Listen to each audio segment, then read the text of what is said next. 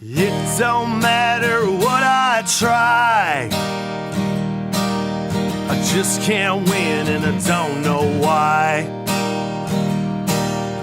There's a fork in every road,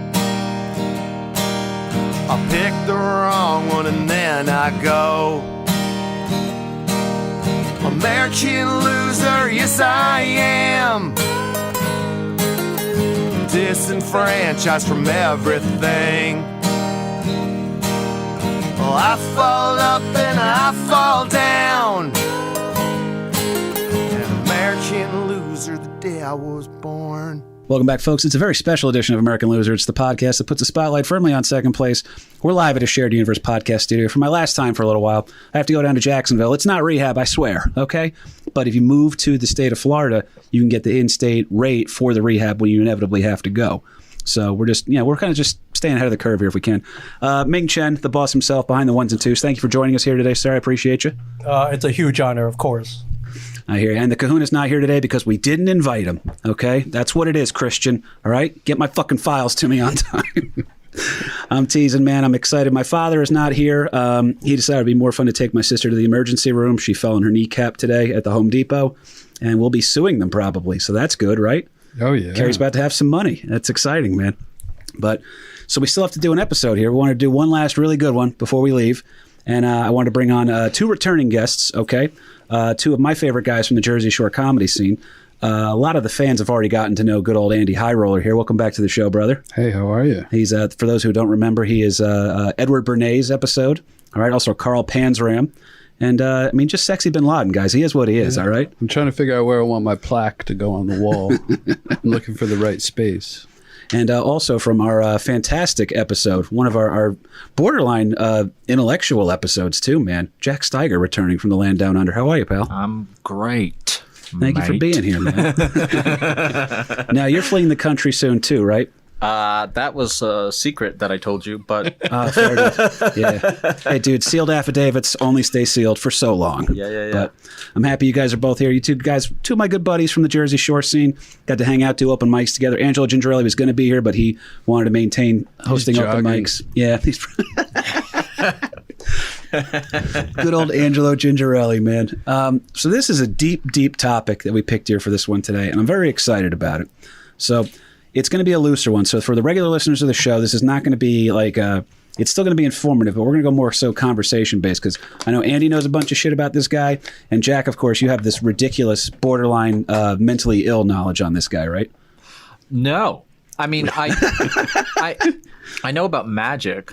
That's going to come into it. So I know that a lot of the fans are already interested here. But Jack Parsons, it's interesting.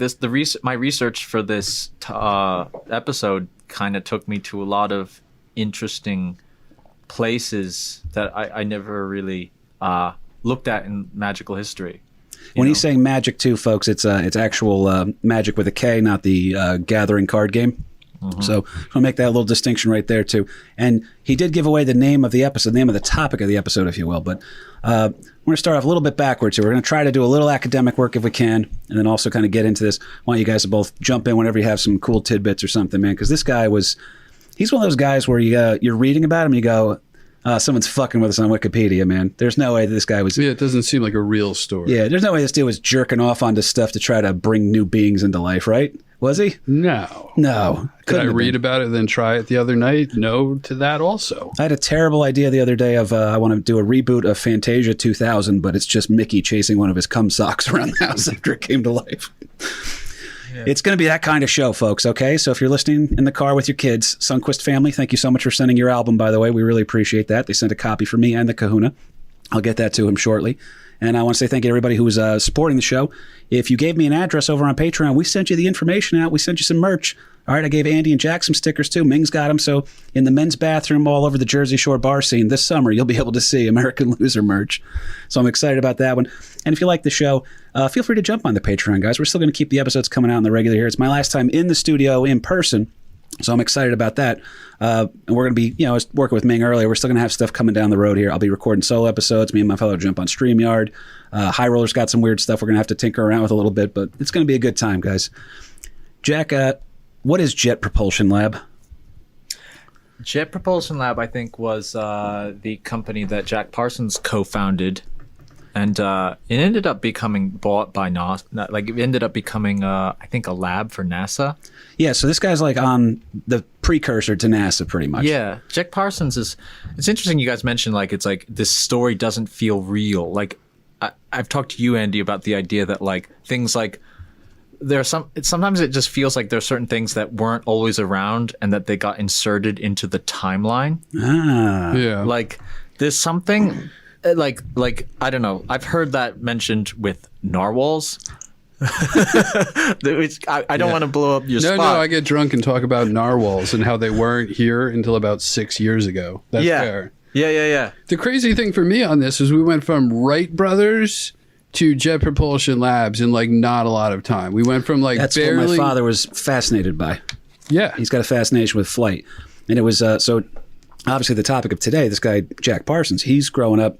Anybody else who's interested in aviation is going exactly your way. You know, because it wasn't even too long before the Wright brothers, we were still trying to figure out a way to get combat air balloons. That was a real thing. We covered that on the show. That the Hindenburg, prior to that, during the Civil War, they used to take like giant balloons, fill them up, you know, with air and everything like that, then get a guy up in the air, and then he would have binoculars, and he would be like, oh, looks like this amount of troops is coming from this way here.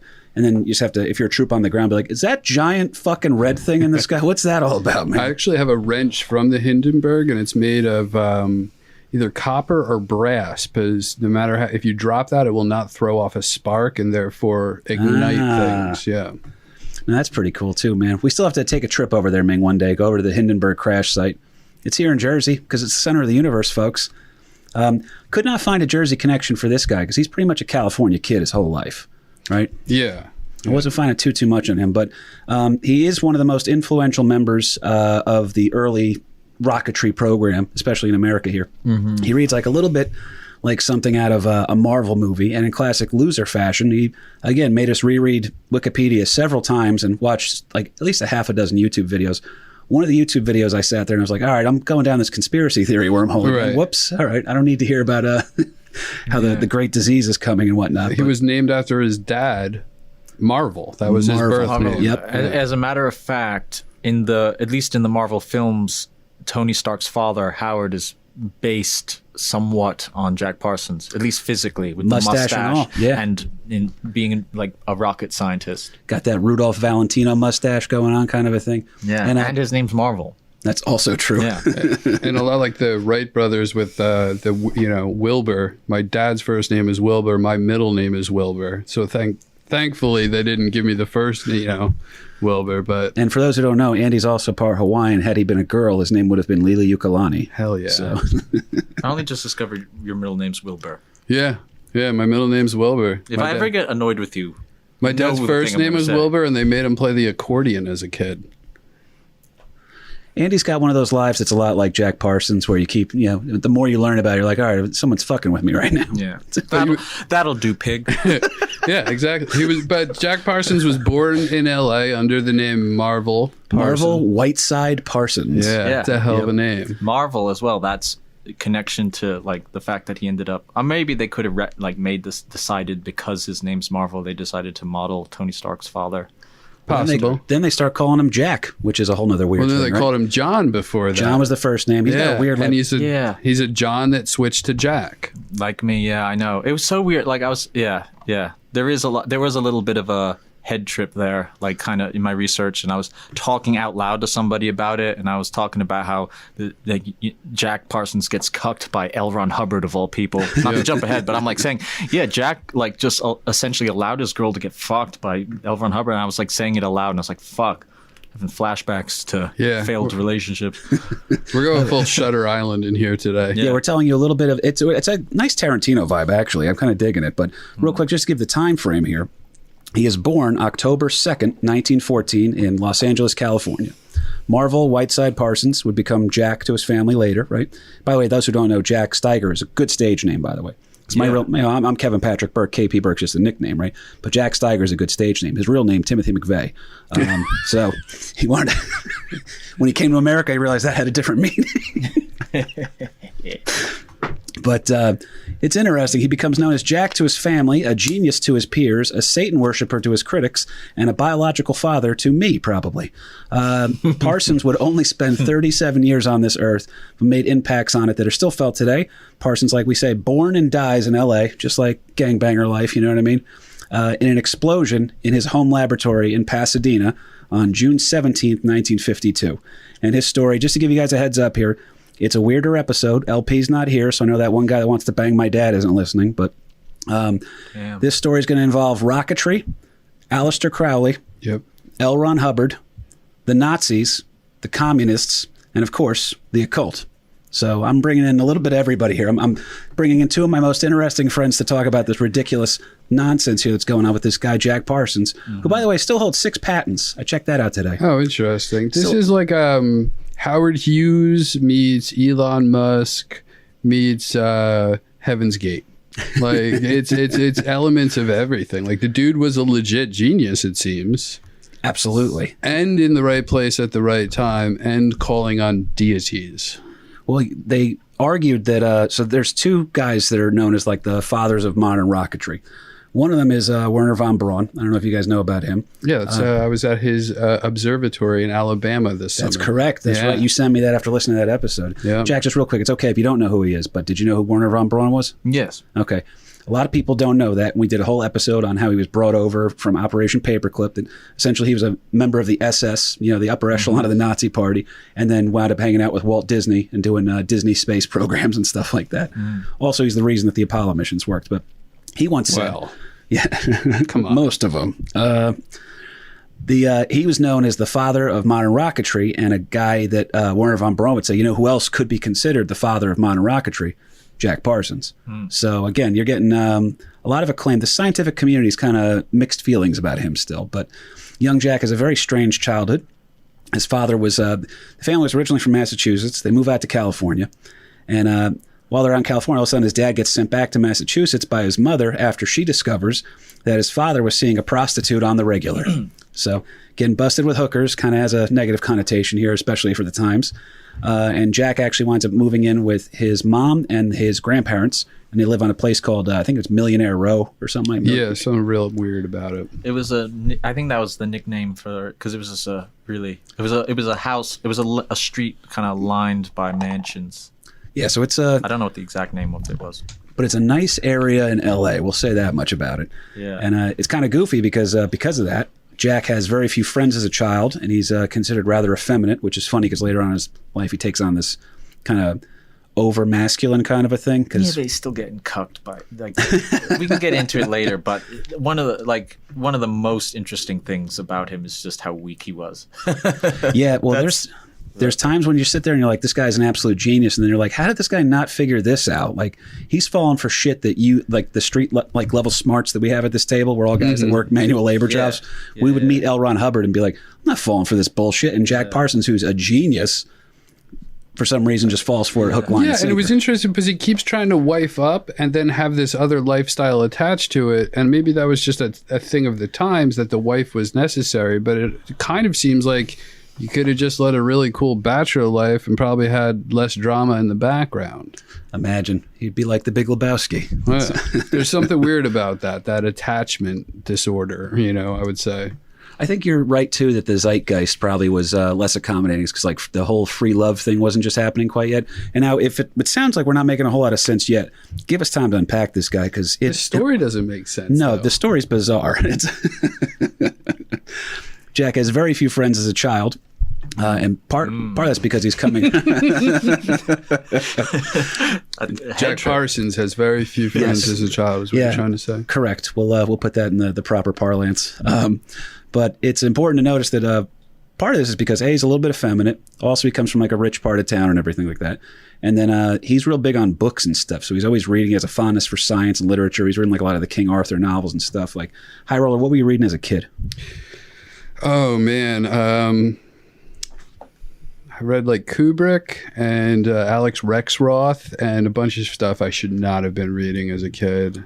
Kierkegaard at like 14 was not a great idea. No, come on, buddy. What are you doing to me here? Jack, what are you reading as a kid that messed you up? That messed me up. No, I think I got messed up later. I think I was on a good path when I was a kid. Something happened in my teenage years that messed me up. I read The Lord of the Rings when I was quite young. It's a steep book to read as a series of books. And then I read Dune, the by Frank Herbert, that whole series, yeah. And then I partied.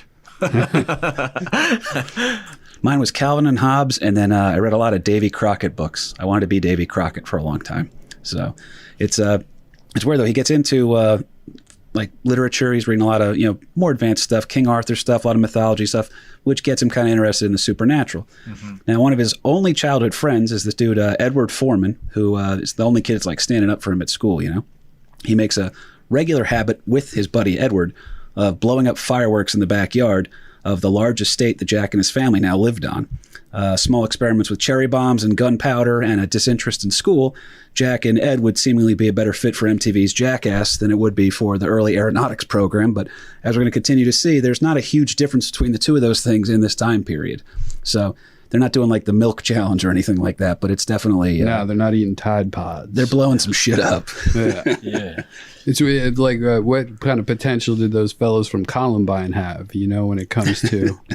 You just point that, scope in a little bit of a different direction, and then all of a sudden, maybe we got Space Force. That's true, man. There's also some people that are still maintaining that Space Force already exists, and we're going to find out about it on January 20th. Yeah, of course. But no, I had a good conversation with one of the listeners of the show, Dr. David Warmflash. He wrote Moon and Illustrated History, and he would be a fascinating guy to talk to about this. So I'm anxious to hear what his feedback is on the episode, because our boy Jack Parsons, he's a little kid who's not really great at school, and he's throwing fireworks in the backyard. He's getting bullied that the kids at school kind of call him whatever names you'd call an effeminate kid, and but he's got one buddy, and they're blowing up cherry bombs in the backyard all the time. And then somehow or other, a crater on the moon gets named after him. After Parsons. Oh yeah, there's a crater on the moon named after him. There's also a crater on the moon named after Werner von Braun. Get this though, Jack Parsons' crater is on the dark side of the moon. Which means that it doesn't actually exist. Yes. There's some bullshit on the moon. We don't have to go down that rabbit hole, but I'll tell you what. Do you know what we're talking about here? Oh, the theory that the moon does not exist. Because I asked David Warmflash about that on the one episode we did with him. We did a Skype call. He's out in, I listened to it. He's in Seattle, and I asked him, I said, what would you say he's a doctor? Yes. Oh, that's surprising. What we're talking about is the fact that no matter how far back you go in history, the moon is the same side of the moon is depicted, which means over centuries it kind of doesn't change, which is not the way space bodies have a tendency to work. They all have a tendency to rotate or cavitate. So that one, just in the perfect alignment of that, makes it a bit suspicious. Yeah, the moon is very weird. Get the fuck out of here, Moon. Now, as much fun as these guys are to talk to, we got to get Jack to talk into the microphone a little bit more. That's the one thing here. Ming's got a nice setup here so that Highroller can kind of have his... Highroller's got the same stage persona going on right now during the podcast, which is great. But it's also during this time, there's a couple of things we want to mention here real quickly. Around this time frame, Jack's interest in the occult is going to start to begin. Mm-hmm. Jack performed an incantation once as a child intended to summon the devil. And he feared that it may have worked because he thinks that something might have happened, and it scared him off from future incantations for a while, at least. Did you know about that part? Yeah, I looked into that. I couldn't find too much about that. It's interesting that, because I heard, I came across sources that said that he thought it didn't work, and then there were sources. I mean, from my magical experience, it seems like, if you're trying to summon the devil, that's a very broad term. So he certainly, from what I could tell, because I couldn't really find too much about it, but there's a lot of spirits that'll answer to all kinds of names. So he probably summoned something that was probably somewhat hostile to him and probably did freak him out a bit, but probably did give him the knowledge in his bones that it's real. So it scared him off for a bit, but probably... Oh, I see what you're... So, he tried calling the devil, and then, a secretary answered and was like, oh, it's me, what's up? And then That's a lot of times, yeah. Yeah, because that seems like a big...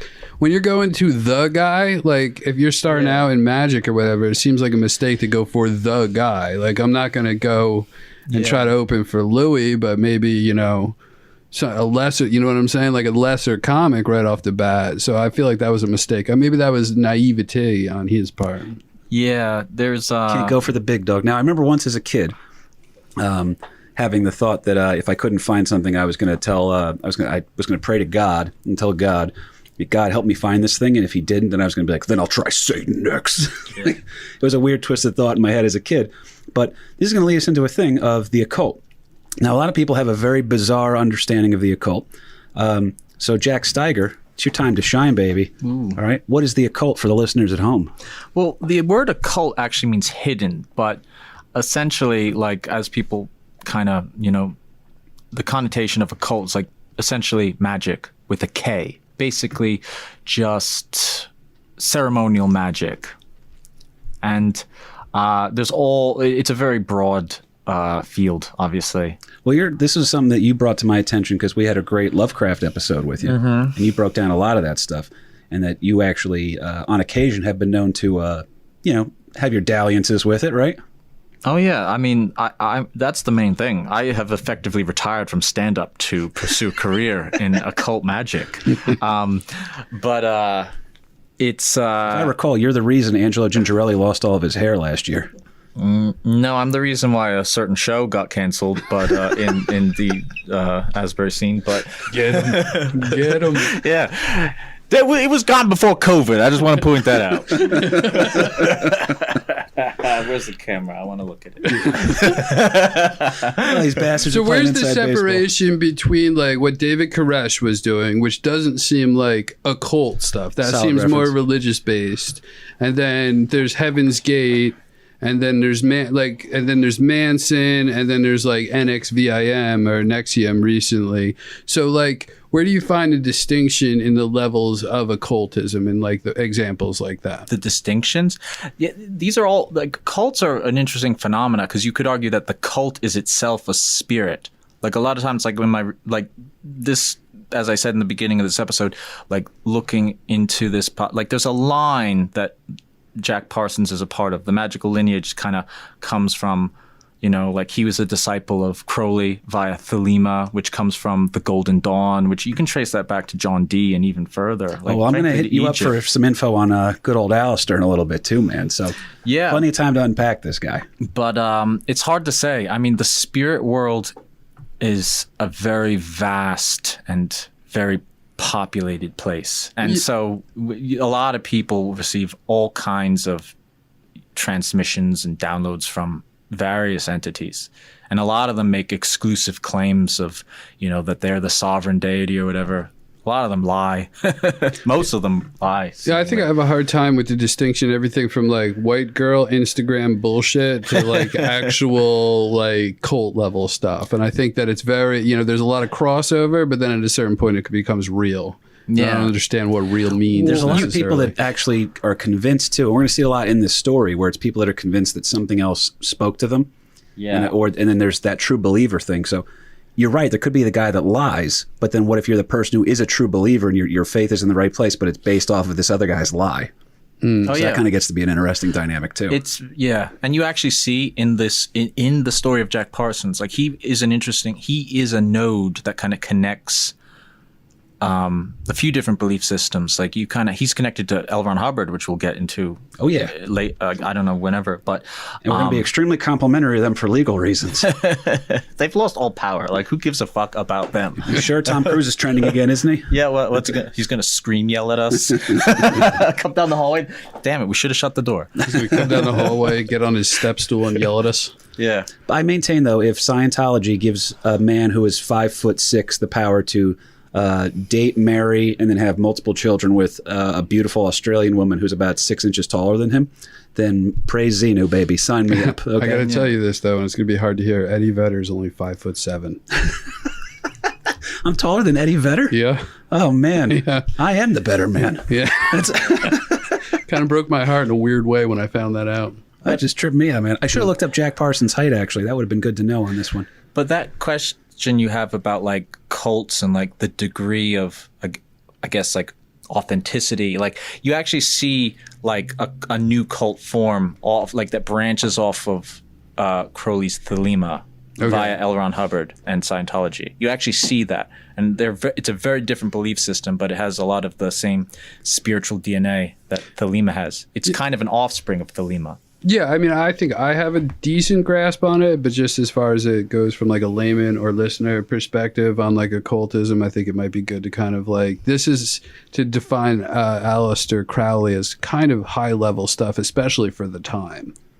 Well, he's an interesting guy. I'm going to throw to him in a second because I got to unpack just the rocket thing here for a second real quick.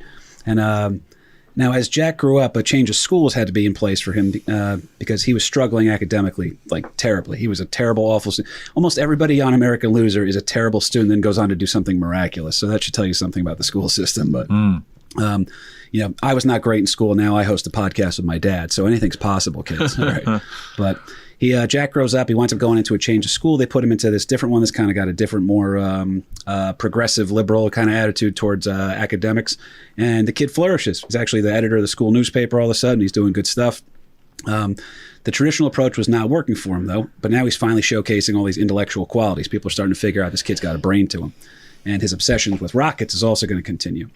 Jack is unable to remain in school at the higher level. He was trying to go to, I think, Pasadena Community College, and then he was trying to get into, I think he worked at USC at one point, and then the dream was for him to get into a couple of different schools, but he wasn't able to afford it. Stanford was one of them, and he winds up actually working with Caltech, which is pretty cool. But so he, due to these financial constraints, he's going to wind up working for the DuPont-owned, by the way, I had to do a little research into this, the DuPont-owned Hercules Powder Company, where he would further his education on chemistry and explosive compounds. And I think around this time he started figuring out how to make liquid nitrogen, and then he would just start making it at home all the time. Yeah, he had a lab on his front porch. Yep, and gave himself severe headaches to constant exposure to it. He was plagued by that most of his life here. Now, Jack began to assemble these plans for a solid fuel rocket engine. And like you said earlier, dude, it was everyone else who's interested in aviation at this time is like, yeah, what about planes? They go like, this way, right? Go east, solid west. Sideways mobiles. Exactly. And then, the rocket people who are sitting like, well, what can we do with rockets? Rockets were kind of like studied. The Germans had a real interest in them. One of the major reasons the Germans were so interested in them prior to World War II, by the way, is because in the armistice that was signed that ended World War I, Germany was not allowed to have pretty much a military. So because rockets were considered a science program, that's why they were like, oh, we're going to get a really good rocket program. And guess what? They started bombing the shit out of all the other countries around them with. The same rockets, designed in part by Wernher von Braun, also stolen from a guy named Goddard, who was an American scientist who, when he was taking a look at the rockets like that were being recovered by the British troops, it's like, this is the stuff that they're bombing Britain with. This American Goddard goes over there with the U.S. Navy, and he's looking and he goes, this is my creation, man. This guy stole my track and then sold it back to me, man. All right, that's pretty much what's going on here. The rocket thing is kind of fascinating for these people. Now, Goddard, like I said, is an early American scientist, and von Braun heavily borrowed from him. So you got these two names, Goddard and von Braun, and these are actually people that Jack Parsons is having regular correspondence with. They're talking about rocket designs, because you figure we all found each other. We were all had an interest in stand-up comedy, right? So that's how the three of us got to be buddies. But it's not for it. You got to go to where the comedy is going to be. And then once you meet the comics and you're like, oh, we can talk about these fucked up ideas here because it's a safer place for that. You can't just walk around hoping that you can talk to, some guy in the street in Pasadena, California about rocket science. Yeah, it's a much smaller microcosm. Oh, yeah. They're writing letters to each other. They're talking on the phone for hours. They're like a couple of gal pals. So, but von Braun's got a lot of stuff going on over here. For more of that, if you want to learn more about the von Braun thing, check out our episode on the Nazi of NASA, Wernher von Braun. Cannot recommend that one enough. Did you go into the UFO ties with the Nazis and all that stuff? There, a little bit of that is very interesting, too. Because it seems like they really, whether you believe in it or not, it seems like they believed in it. Oh, totally. And the idea of the UFO thing gets a little bit crazier, too, because almost like Jack was saying earlier, that you have, we're going to talk about the guy in a second, Aleister Crowley. Crowley's going to fold right into Jack Parsons. Jack Parsons is falling into the space age. Okay, then at the end of the space age, you have the UFO age almost immediately thereafter. Okay. Right? And then you also have the weird free love thing. So this weird behavior that's frowned upon during Jack Parsons' time almost becomes accepted in everyday life, maybe 10, 15 years after he dies. So it gets to be pretty goofy. Yeah, there's something I heard once that I like a lot is that culture is it's a common surface between the material world and the spirit world. and you kind of, and something researching for this episode, there's something weird going on with like these scientists who were also, they have like there's a lot of these scientists at this time period who were involved in the occult and Eastern mysticism, and they were producing all kinds of space age technology and nuclear weaponry. Like and there's something weird going on with like their exposure to these, alternative spiritualities seems to have something to do with these space age, the dissemination of these space age technologies into our culture. Well, I mean, even the Large Hadron Collider is trying to find the what? No one knows but me. The God particle. The Higgs boson, I believe, which they're referred to as the God particle. So all this stuff is still tied together now. Well, Parsons also has got a little bit of a having a renaissance career-wise, if you will. Because we're now starting to accept him a little bit, because a lot of his works were buried. They were like, this guy's a crackpot. If you said that you were a rocket scientist back in this time frame, they looked at you like, oh, cool, how's QAnon? You guys enjoying yourselves over here? They thought you were fucking nuts. But Jack is earning a decent living at the time. He takes on this full-time position over at Hercules Powder and continues his experiments, often with shit that he stole from work, which I thought was hilarious, because that's almost like, I don't want to say Fight Club just because you're here, but it's almost like a little bit of a Project Mayhem thing where he's coming home to build some rockets in his backyard. Yes, I do have a Fight Club. Well, he's mainly just me fighting my demons, but occasionally somebody else shows up. Yeah, his name's Robert Paulson. But he's plagued by these headaches from this constant exposure to nitroglycerin, because he's making that and kind of selling on the side too. Mm-hmm. Parsons and his cohorts are interesting guys, man. He's got a pretty good crew that he's running with. He winds up obtaining federal funding to use Caltech resources and grants to work on their rocket program. In order to get the funding for it, they can't openly admit that the end game result is what they intend to be, space exploration. Now, we're going to get into that occult thing here in a minute. He really did feel that space age technology and rocket, exploring space, and the occult were two sides of the same coin. That's kind of how he looked at it. But it's interesting because he has to kind of casually lie on the forums like, hey, what's this rocket thing for? Oh, we want to see about, the military could use it maybe, right? And then, because if you said we want to explore space, they would just get laughed out of the building, because that's what happened once. Oddly enough, one of the guys that mocked him and denied him from being a part of Caltech wound up having to come work for him later. So that's a great fuck you moment if you wanted one. But, and it's very important here to also note that they can't openly admit about that, because at the time, anybody who was into rocket science was openly mocked. You were a crackpot, you were a mad scientist, blah, blah, blah, because science never changes, folks. So when you stand by the science, I believe in science. That's what they said as they jailed Galileo. Almost got that one out. But that's a hard set of syllables there. It was, and for a guy who's on Klonopin, it was too ambitious. You know what I mean? You and Jordan Peterson, baby. Well, Jack, his buddy Ed Foreman, and their new pal Frank Molina were dubbed. Did you get to the nickname of what these guys were called when they were on the Caltech? The Suicide Squad. Yep, the Suicide Squad. Ming, you hear that? Just walking around in their short shorts with their face tattoos. With bats and and fishnets. Gotta love it. Yeah, a good look for them. That probably could have happened too later on in the story. Yeah. No one talks about the tattooed girl with the daddy issues who was also helping them build rockets. Well, women scientists were frowned upon at this time. No, the three, by the way, hilarious. They were known as the Suicide Squad, which was as a term of disparagement. Right? That was supposed to be an insult for them, but it kind of gave them this cool, weird vibe on campus where all of a sudden the press is like, what are these Suicide Squad dudes up to? And then they're like, I hear they just smoke pot and drink and talk about exploring space. And you're like, oh, well, I mean, can I take it as a class? I'll do a pass-fail, whatever I got to do, man. Let me know. But they're starting to get a little bit of a name for themselves on campus. Also around this time frame, they're starting to have a foray into left-wing politics, which, by the way, not even left-wing politics, I shouldn't say. They're openly courting ideas of communism and socialism, which is important for the time because it's going to become extremely frowned upon as we're gearing up towards World War II at this time. I think it's worth noting that Jack Parsons, I don't think he ever fully embraced communism. In fact, I think he never joined the party. He turned down a friend who was trying to get him to join. But at this stage in history, merely attending one of those meetings was quite damning for your career prospects. Exactly. Especially anything adjacent to military. If you want to check out our episode on McCarthyism, it's on the Patreon, $5 a month. That's the cost of one large cup of coffee from Dunkin' Donuts, and we give you a bonus content episode every month. Check it out. Sold.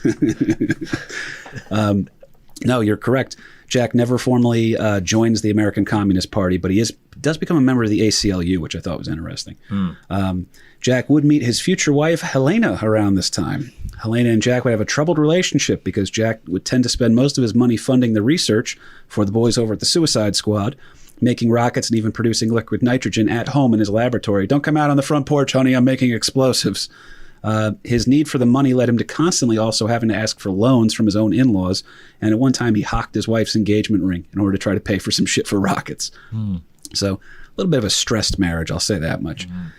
Jack would also gain attention as the explosive expert called in to testify on a large trial involving the attempted murder of an LAPD officer by his own captain. The officer had pretty much been a whistleblower for some corruption going on in the LAPD. Shout out Christopher Dorner. And the underrated joke. But his captain actually is supposedly been one of the people who was responsible for a plot that was going to blow this guy up in a car. And they brought in Jack Parsons as the explosives expert. So now this guy has already got a little bit of a reputation for himself. He's over at Caltech. He's hanging out. This guy maybe smokes pot, hangs out at communist meetings, whatever it is. He's blowing shit up all the time. Now he shows up as the explosives expert. Now if you look at a picture of Jack Parsons at that trial, he's holding up what is clearly a pipe bomb. You made a reference to Columbine earlier. It looks like a pipe bomb that he's holding his hand. But then also in the back of my mind, because it's been a COVID year, I was like, oh, dude, he invented the fleshlight? Look at this thing. But because the captain of the LAPD actually gets he gets convicted based off testimony provided by Jack Parsons. Look, Ming brought the photo up. Tell me that doesn't look like that. He's handsome. Jack Parsons is a handsome boy. Yeah. So again, why is he getting married? Like, what kind of, you know what I mean? He had to get married back then, man. I guess, but this wasn't Motley Crue's LA yet. You know what I mean? Yeah. Now, if he had come out a couple of years later, holy hell, would he have been in some trouble? But I mean, like, we've done Edward Bernays, kind of ugly. Carl Panzeram, definitely ugly. And now we got this guy who is stunning. He's a handsome boy. I find that there's good photos of Jack Parsons and bad photos of Jack Parsons. Like what we're looking at now is a relatively good photo of him. But he looks a little bit chode manlet, for want of a better term, in other photos. If you see him without, chode manlet is a great term, by the way. If you ever see a photo of him without the mustache, it's a jarring transition. The mustache helps him. It's like when you see a picture of my dad without a mustache. My dad looks like he's approaching 70, and he looks like a 16-year-old boy without his mustache. So my mother's never seen him without a mustache either. So it covers up a lip tattoo he got in prison. But my goodness, that is what it is. He is considered this fascinating mad scientist character. So imagine that's your picture in the paper. Like you just said, Jack, that's a good picture in the paper for you. Mm-hmm. He's got this mad scientist thing going on. Mm-hmm. They don't quite know what the deal is. He's a little bit famous now, and he's considered kind of a brilliant guy. Mm-hmm. But around 1939, this mad scientist in the City of Angels, his story's going to take a weird turn. Friends start taking Parsons to a church-type organization. Care to enlighten us a little bit on that, Jack Steiger? Yeah, it was a Thelema church, and they were performing the Gnostic Mass. Now, quick question. Was the Gnostic Mass, because I read about it, and my thing is this. I know a little bit, but I want you to go off on it, because I know that this is your fucking ballpark. I actually don't know too much about Thelema. Damn it. I know that it was the Gnostic Mass they were performing there. I know a fair bit about Gnosticism, and even that actually would be interesting, because I don't have a firm grasp on that at all. Gnosticism is technically, it's currently deemed a heresy by by most Christian churches. Because they're doing a mass almost parody, right? Yeah. You know what Gnosticism is? It is the dark, gritty reboot of Christianity. It's basically kind of like the God of the Old Testament. So Jesus is, Batman, but with a Christian Bale voice? Kind of. You're going to love me. It's not, yeah. I mean, I don't want to go off. I don't want to get too bogged down in the weeds, but essentially Gnosticism is like the God of the Old Testament is an evil, demented God called the Demiurge, and not the one true God. And that the Gnostics will say that explains all the weird, arbitrary madness that God in the Old Testament partakes in, and that Interesting.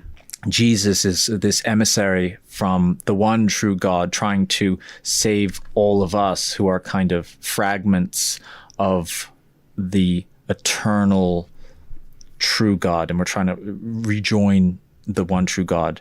And it's very popular amongst magic. I certainly contemplated a lot, and it informs my worldview. And I think it was very important to Thelema. You can kind of see it in Scientology as well, Which will also come into play later. Yeah, the idea of like we're all kind of trapped by like Xenu is kind of analogous to that demiurge, false god, and that we're all kind of trapped in this world, and our mission is to achieve gnosis and get free.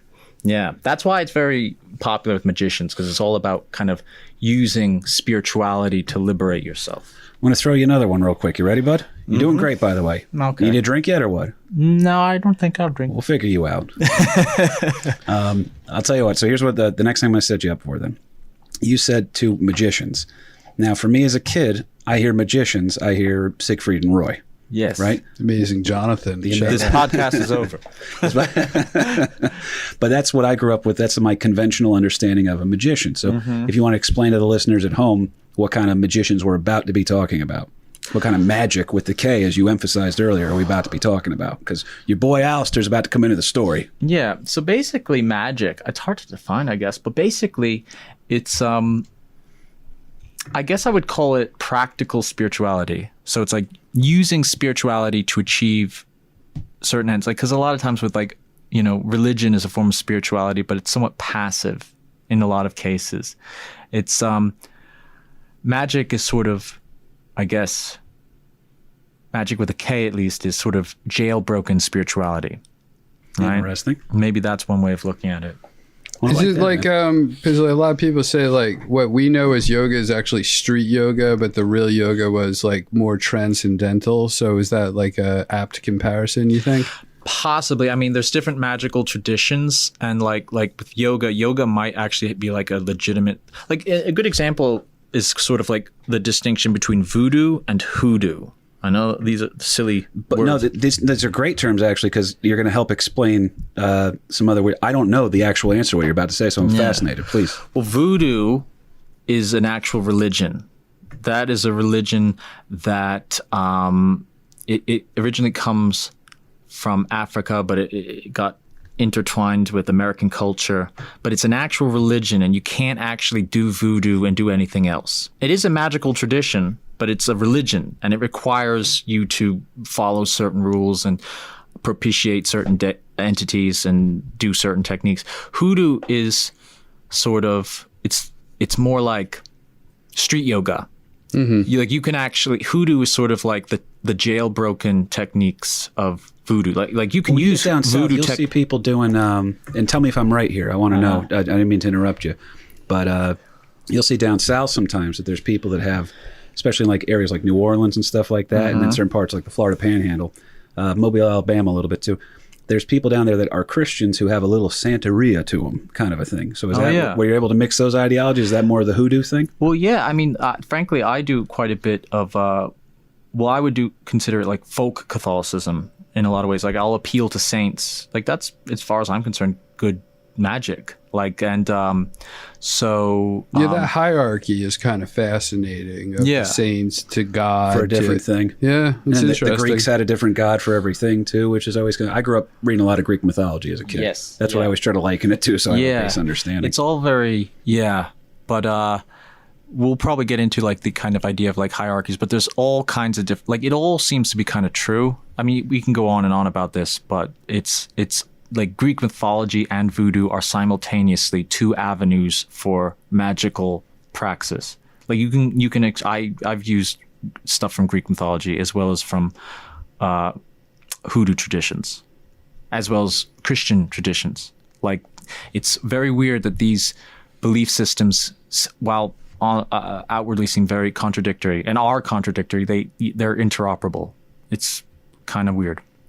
It's got to be interesting. So let's say you're a guy who grew up reading like the King Arthur legends, like Jack Parsons is, and you're clearly a smart guy, and you're finding this cool rocket thing. You're like, we're going to explore the heavens. We're going to get, and then they start bringing you around to this Ordo Templi Orientis kind of thing. Am I saying that right, by the way, bud? I guess so. Yeah. The You OTO. definitely are, dude. Yeah, let's go with it. Yeah, kill OTO. We'll start calling it that. I like that shorthand, baby. Yeah. But they start taking him around to this OTO, Ordo Templi Orientis, and they're kind of an interesting crew. They're out in California still. So again, he's a California kid the entire time here.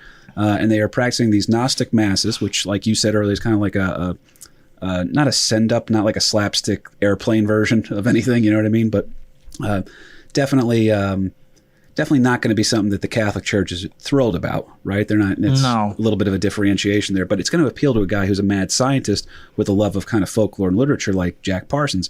He's immediately fascinated by this Thelema? I'm screwing up everything here today. Thelema, thank you.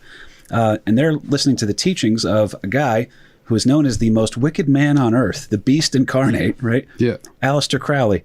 Now, what do you know about Aleister Crowley, Andrew Highroller?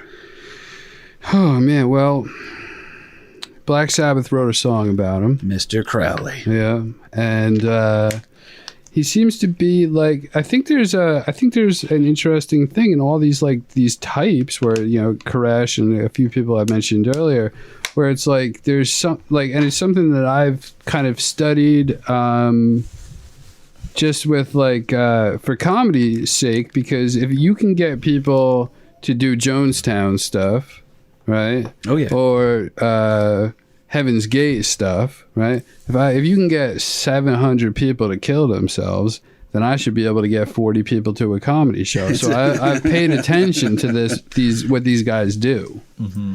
It's true. Actually, I know a couple of clubs that if you're willing to bring 40 people, they would in fact let you perform. So that's good to know. Yeah. Now, Jack, what do you know about Aleister Crowley? Because he's considered one of these. I guess Crowley brings on all the negative connotations. And don't get me wrong, there's plenty of weird, dark shit going on. The guy calls himself the Beast, right? Yeah. Winds up becoming a heroin addict later on in life. Yeah. Definitely some weird, crazy stuff going on with him. But they said almost off the bat, I believe, because what was it? He went to Oxford, I believe, for his early education. And they identified that he had a supremely high IQ. I mean, he was a genius. He was very blue-blooded. He came from money, and I believe he inherited a lot of his money, and that certainly helped him gallivant around the world. Well, that's where that whole he's got his first wife with him, and there's that really creepy story about him going around that they're in Egypt, and the wife is saying that they're here for you. Someone's Horus. here for you. They're waiting for you. Yeah, he performed. I think it was he performed the headless rite, which is a very, very old ritual that I've done, and but he performed it in a pyramid. I don't have that credit. That'd be nice to be introduced before going on a show, like performed the headless rite inside the Great Pyramid. And he murdered a guy with a skateboard, Jack Steiger. I'll never live that down.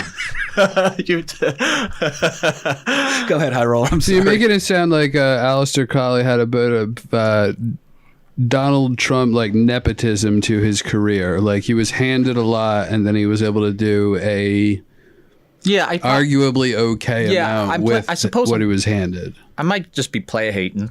Oh, okay. I shouldn't be. He's what I know about him is that he was originally a member of. He went to the Golden Dawn, and he was a member of that, and then and he left them and formed his own religion, and he would not want to call it a religion. I don't think he would want. Well, was that. Golden Dawn a cult? I think they were. I mean, yes, but I think they would prefer to see themselves as names on it. The Hermetic Order of the Golden Dawn. An order, yeah. I was going to say an order. A secret society is what I've seen. Like on Wikipedia, they're classified as a secret society. Which is now, when you are too intense for a secret society, you decide to go start your own. Crowley's got some balls to him. Yeah, I suspect Crowley has some high tea. Probably does. Well, Crowley is, again, known as the world's most wicked man. That's the thing they're going to throw around about him. But his teachings are being taught at this temple. And they're pretty fascinating crew that Parsons spending a lot of time over there. But he's also starting to hit, as he's starting to become a prominent member of this congregation, if you will. We'll call it that loosely for what they're turning themselves into. But it's fascinating to me that he's becoming a leader in the cult around the same time that he's hitting his professional rocketry peak. So these two things are completely... I mean, he's able to make it work that way. It's you try to figure out how to balance alcoholism and being still able to perform on a comedy show or something like that. No, I've struggled with that. This guy's able to do both seamlessly for some reason, and there's chaos in both of them too. Like there's some weird sex parties going on like that. They're big on the idea of sex magic, and it's what do you know off the top of your? Because I know Jack's going to have an opinion on this, but. Sex magic. Do you know anything about that, Andy? Well, the Chili Peppers had an album called Blood Sugar Sex Magic. And it basically, if you listen to that at like 14, 15, you will be okay at having sex. Like, it is an instruction manual on how to do it, I think is the professional term. It's I had to learn to a Nine Inch Nails album. And it was a... Oh. Mm-hmm. That's a... I won't say which one because it's depressing. Yeah. But... The downward spiral. But sets, as far as I understood, and Jack, I want you to correct me where I'm wrong, and then feel free to expand upon anything that I kind of dumbed down for my own self here. But sex magic, as I understood it, was the idea that while you were having sex, if you had an idea or a thought kind of a thing that you wanted to put out into the universe, that like having an orgasm or the act of getting towards an orgasm was kind of a connection to the cosmos, if you will. That by putting the idea out while you were having sex, you could then kind of put it out there for the world to respond to. So it's almost like a vision board. It kind of asserts that there's transcendental masturbation. Yeah, that comes in later. That did come up. I don't think that's actually what was going on with Thelema. They certainly did partake in... They did use sex in ritual. And masturbation as well. But I'm not sure that idea about using having an idea and having it going out into the universe through all masturbation. That's actually, I think, I might be wrong about this, but I think that comes from the 90s chaos magicians. And they would that involves the 90s? Yeah, they're like chaos 1990s? 1990s. Yeah. Okay. This was definitely a little bit back then too, but I'm fascinated where you're going because I have a quote about Jack from later on that I think you'll get a kick out of. But keep going about these 90s folks here. Well, the chaos magic was kind of this. It's a type of, technically I'm a chaos magician, but not that but it was the idea that they kind of dispense with all the orders, and it was all just results based, and just like if you do what works, and no order templiori, dinosaurus rex, whatever. It's all just kind of like take from whatever tradition. It's a little bit of a culture vulture kind of thing, but well, the big quote for this particular cult was "Do what thou wilt." Yeah, that's the whole thing. Yeah, so very libertarian kind of an idea here. So. Yeah. Some would say that's almost like a laissez-faire economy attitude. It sounds like you're talking about the mixed martial arts of spiritualism. That's actually something. You're quoting me. I don't know if I am, but what was Bruce Lee's Jeet Kune Do? Say again? What was Bruce Lee's thing? Which was the amalgam? Be like water? That would be Jeet Kune Do. Yeah, Jeet Kune Do. Having no way as way. Yeah. So it's like an amalgam of all the different styles. But the sex magic thing, there is a type of magic called Sigil Magic, which, to put it simply, is writing out something you want as a sentence and then compressing the letters of that sentence into a single symbol. Like there was this technique that came about whereby you would look at the symbol that you've created that represents your desire and essentially jerk off to it or masturbate, whatever, and look at it at the moment of climax. And there's this idea that there is a kind of break in consciousness at the moment of orgasm. And that's where that idea, I think, comes from. That's what sex magic is. I have a theory on this that I want to throw out there for you guys. I have two porn stars that I've had crushes on, if you will, like actual crushes. It's not going to happen. One of them is Brooklyn Chase. One of them is Jillian Jansen. You want to guess who the two porn stars I've met and performed comedy with are? The same ones. Brooklyn Chase and Jillian Jansen. So my vision board is complete, guys. I am a sex magician now. So you heard it here. Is Oprah a huckster or a visionary? with the vision board and the because this is like I'm not even trying, but that seems like a legitimate question because she seems like she's creating create a thing yeah. and then you believe in the thing and then it happens and you get a car. There is this weird trend of people taking legitimate spiritual techniques and then becoming hucksters. But for example, Like branding them their own a little bit. rebranding them, and it's weird, and there seems Secret to be, too, right? Yeah, Wasn't that a thing that they ripped off a bunch of ideas from some of the other occult ideas? Well, I believe The Secret is from. That seems to be that whole technique of like positive thinking. That seems to be a descendant of Neville Goddard's ideas. Another Goddard in the story. I wasn't ready for that. Yeah, Neville Goddard was sort of the godfather of New Thought, which is that kind of positive thinking manifestation type of thing. That's where The Secret comes from in terms of lineage. Well, I like all this, man. This is Yeah. 'cause we're getting interesting here because Crowley, he's kind of floating around the world still at this time. He's never really stays in one place too long because people get nervous when he's hanging out. But there's a lot of stuff going on here too, just in his personal life.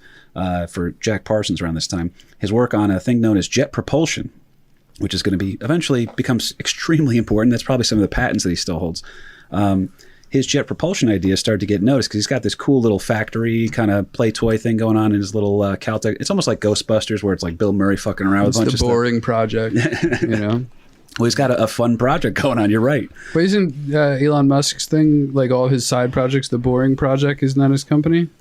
Am I wrong? You're saying BOERING, right? Not the tunnels underneath LA. The flame shooters, isn't that the Boring Project? I could be wrong about this. I think the tunnels under LA are the Boring Project. Well, that's the Boring. Yeah.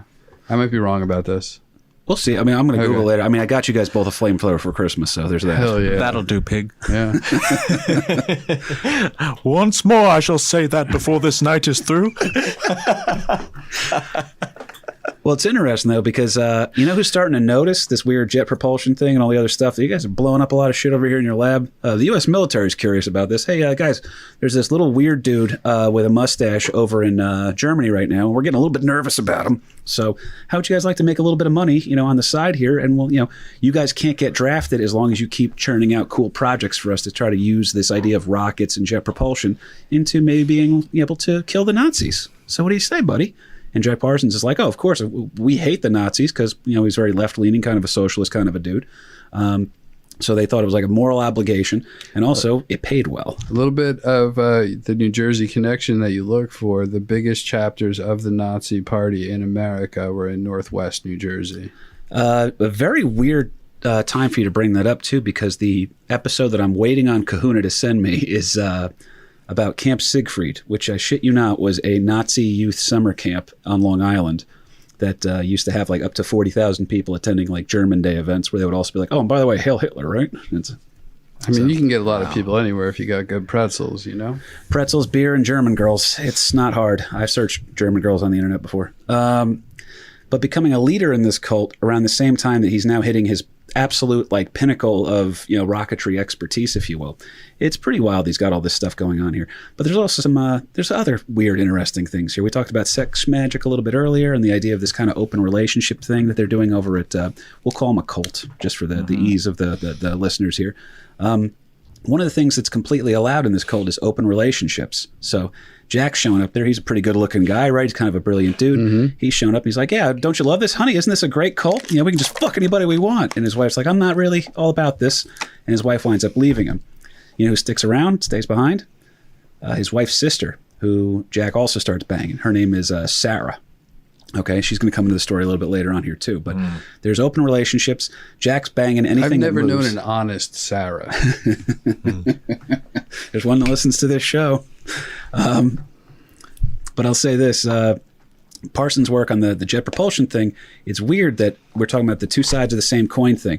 So on the one side, you got the jet propulsion thing. On the other side, he's doing all sorts of drugs, hanging out these like kind of sex party things or whatever. He's getting very eccentric at this time frame. His house that he's going to have, because now he's making decent money on the government payroll, he buys a house that becomes known as the Parsonage. So do you know about the Parsonage? Or I know that he got moneyed up finally, so he bought himself a nice place, and apparently there was quite a bit of sexual misconduct. Not misconduct. I guess it was all consented. It was just orgies. A lot of orgies going on over there. Also, he was known to answer the door wearing nothing but like a python around his neck. Goodness. Yeah, so imagine that. It's a bit Marilyn Manson vibe. He definitely. I think Manson was probably influenced by this too. Hell yeah. So yeah, you answer the door. You ring the doorbell at Jack Parsons. He shows up. He's wearing nothing but a snake, and he's like, "Oh, come on in. What do you guys want to talk about here?" And the thing is, he would greet the guests whether He they would were say like, members "Oh, you're not afraid of snakes, are you?" And then with a wink. Well, he's got a couple of weird things going on here too, because he would greet the guests the same way, based off whether or not he didn't really show any regard for whether or not they were there for the scientific aspects of it. Like he's hanging out with his rocket buddies. They were literally members of the future Manhattan Project, okay, that builds the atomic bomb. You know, Not real. Go ahead. we'll talk about Oppenheimer another time. But they bring these scientists in to kind of hang out at the parsonage, and then also they'd be talking about like, oh, there's women walking around with like gaudy makeup on and kind of dressed in bohemian fashion with like their tits out and stuff. What's going on here? And then someone just goes, oh, Jack's into lots of weird shit, you know? Anybody who thinks it's a good idea to have an orgy should just try cleaning up after a barbecue first. It's like I try to tell you, man, everybody wants a squirter until you're married to one and on your third sofa, sitting out there in front of the house on heavy pickup day. You're like, maybe it's not as great as I thought it'd be. Yeah. But So the Manhattan Project people, like, was Oppenheimer here? Did Jack Parsons and Oppenheimer ever cross paths? that I don't know off the top of my head. That'd be a great question for, I know Stu Greenberg is also a doctor, by the way. Either him or Nick Franco, two of my most disciplined and loyal listeners, might be able to find that out for me. Yeah, so I don't know if they cross paths. But I just bring that up because Oppenheimer is another scientist who is contemporary with Parsons, who's into The Well- Gita. Eastern mysticism as opposed to So you're occult magic. You're talking about like the idea that the atomic bomb has I am happened become once death, before. destroyer of worlds. Exactly. Yeah. yeah. So it's if you look at some of these old, Let's get that tattooed tonight. we can do it. Okay, I mean, you got a place? We're getting I am death tattoos. Broadway tattoo, Perth Amboy. Let's go. Fucking hey, it's Perth Amboy, so you know it's good. It's actually a mistranslation. It's actually I am become time, the destroyer of worlds. Oh, really? Yeah. No shit. Yeah, he's just trying to be all cool and emo, like, ooh, I've doomed the world to destruction with my brilliance. I'm just so contrite. He was on that Hot Boy shit. So I wonder now if Jack Parsons showed up in the modern day. I said he'd be in Jackass. Maybe he'd be the lead singer of My Chemical Romance. We just don't know. But this parsonage house, fantastic place. Guests will include confessed witches and also, like I said, future Manhattan Project scientists.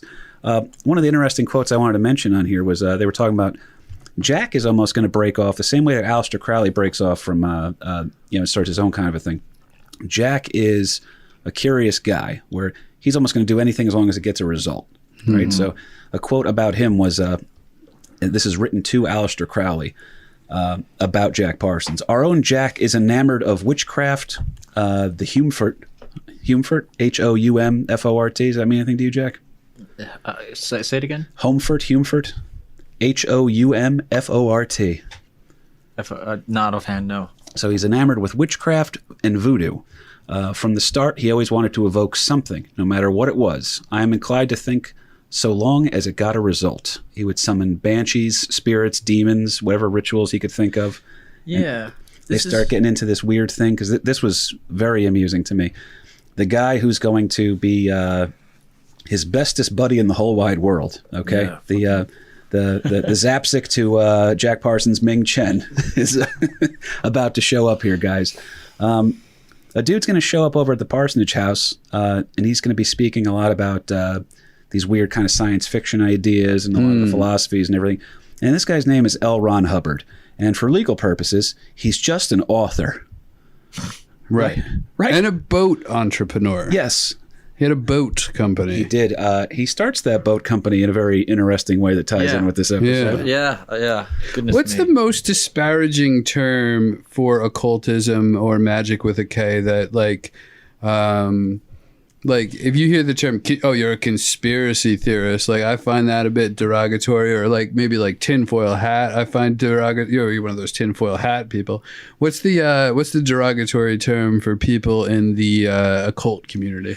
Well, I could make the case that the word witch is actually that word and always has been. Like, I think witch originally was a word, was an accusatory word. Okay. But in like kind of modern parlance, I would say maybe like, I don't know, like woo woo is something I really don't like when people say, but they don't call me woo woo. They just say the thing that I'm into is woo. I hate it. Like if you say woo, I'll leap across the table.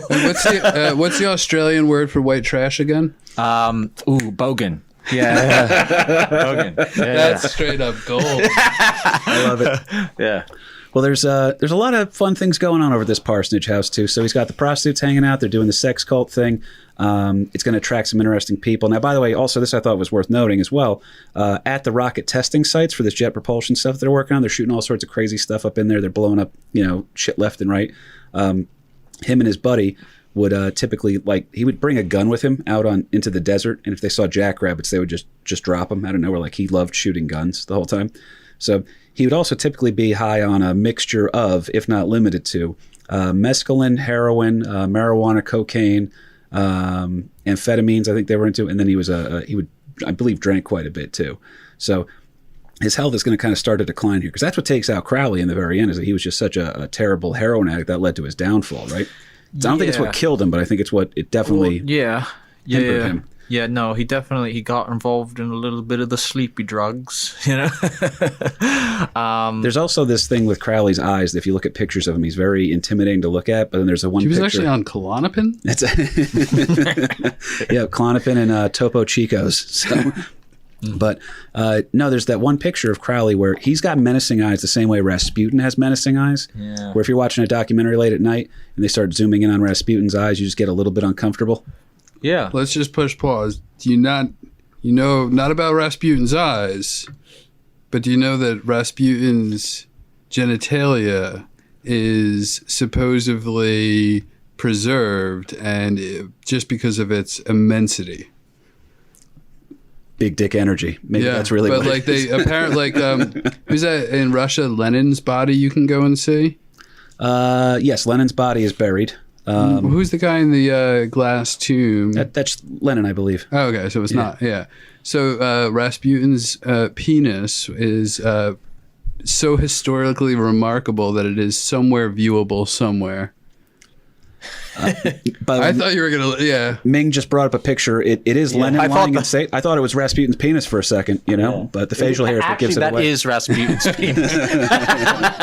It's just Lenin does not look unlike Gigi Allen in the coffin either. Like, they're incredibly similar now that I'm seeing it.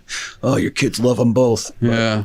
No, it's a fun, weird thing to talk about too with that. But I did not know about Rasputin's penis being. I think the rumor is like over 10. Damn. Yeah. Could have been a whole different career if he just made it to America. For those who don't know, by the way, Rasputin, a fascinating story about how he died. They poisoned him. The poison then didn't work. They then shot him several times, and then he continued to live through that. I believe he was then stabbed and beaten, and then thrown through a window, and then fell into an icy river. His body then froze in the river, and people found his body, like some Siberian peasants kind of a thing, found his body, if you will. And they said, oh, shit, this is Rasputin. We better give him an honorable burial, otherwise he'll come back with his own kind of witchcraft theme here, in sticking with what we're talking about on the show today. That his own spiritualism might come back negatively upon us if we don't give him, do the honorable thing here. So these then poor, woodland people out in the Russian Siberia area, if you will, they then build a kind of like a Viking funeral thing for him. They build a funeral pyre. Valhalla. They're going to do like Vader at end of Return of the Jedi, right? Well, they just build a thing up there, and they're going to burn him on this in an honorable fashion. The problem is that the heat from the fire then starts to take his frozen body, and he begins to thaw out, and some of his ligaments begin to shrink up, and these people lose their fucking mind as Rasputin's dead body seems to sit up in the middle of the thing. So, yeah, imagine having a bad trip on that, man. Oof. Man, I just found my own dead body recently, so I can only imagine. For legal purposes, this podcast is taking place in 2012. But it's interesting, again, to notice that good old parsonage house here, hookers, drugs, sex, some occultism beliefs, kind of some weird stuff here. And it's going to attract our boy, L. Ron Hubbard is about to show up. So L. Ron's popping in. He comes into play, and he's talking, and Jack Parsons is smitten with him right away.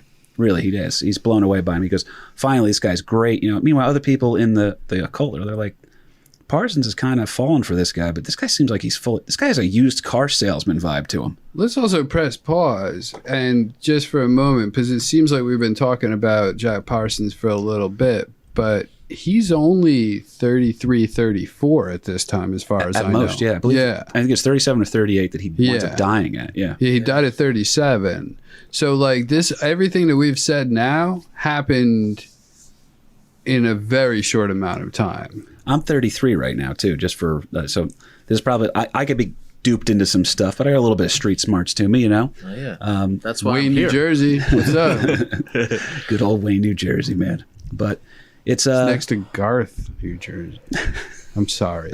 I'm going home. We got Highroller as Christmas gift. It was a Maker's Mark, all right? So I did good on that one.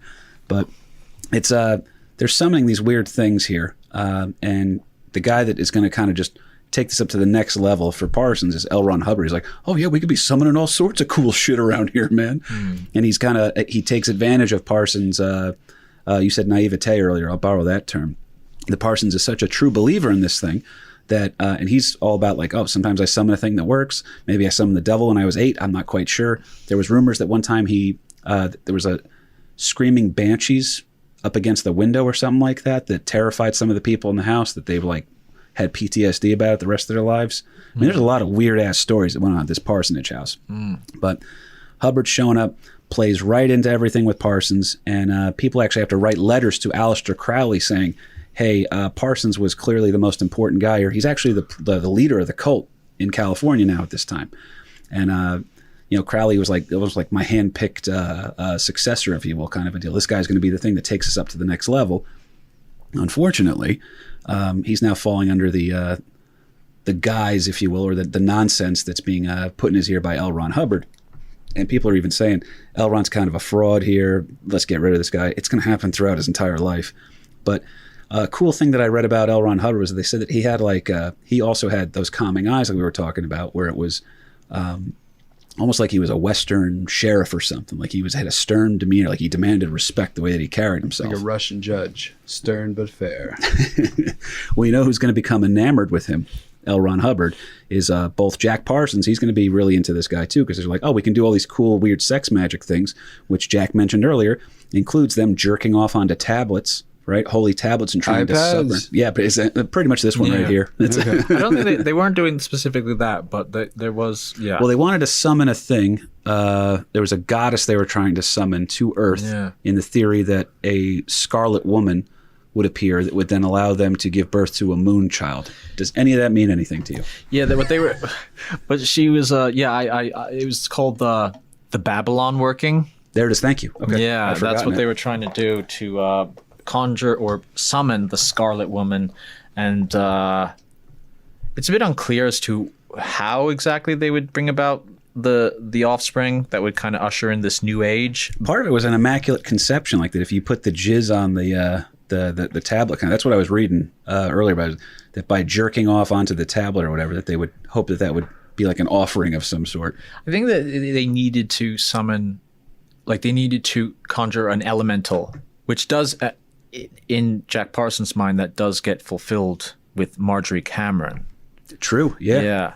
And, but it's unclear. There's this contradictory kind of sources about whether they needed to impregnate this Scarlet Woman and then that would be the child, or if it would be a symbolic child. Like it's weird. That's why I had a hard time. Yeah. That's why I was in my mind. I was like, let me just write down notes and then let Jack run with this. Because, but if you're telling me that there's no clear-cut definition of it too, then that's almost even more interesting. Yeah, maybe there is, and I just am not smart enough. But that's kind of as deep as I went. Yeah, that I got the sense that it isn't super clear. Well, the guy Elron is saying that he has Actually, there's a quote from Parsons about Elron saying that Elron possesses this. He definitely has been touched by a higher intelligence form. Yeah. That they thought he had a guardian angel, some sort of a spirit with him, kind of a thing. Something just occurred to me. Is his name L. Ron Hubbard, or is L. Ron one word? Elrond, like the Lord of the Rings. I thought it was the letter L, then Ron Hubbard. Yeah, because I thought it was a... Actually, it's short for Lil Ron Hubbard. Lil Ron Hubbard. Yeah, he was big on SoundCloud. Yeah, But he only spoke in rap. That's how brilliant he was. is L. Ron... is L. Ron Hubbard. Yeah. There it is. Lafayette. Oh, that's a good name. True Blood. Well, it's You know? rest in Yeah. peace. Yeah. I Keep think it just something I want to point out about L. Ron Hubbard is that I do actually think he had certain capacities. Like, I think that, yes, he was charismatic, and yes, he was manipulative, and yes, he was a liar. But I think that, like, well, I mean, I could just be a superstitious rube, but magic is real. And Jack Parsons was practicing real magic and did produce real effects with this magic. So, and this is hard for me to say, but Scientology does have some techniques in it that are valid.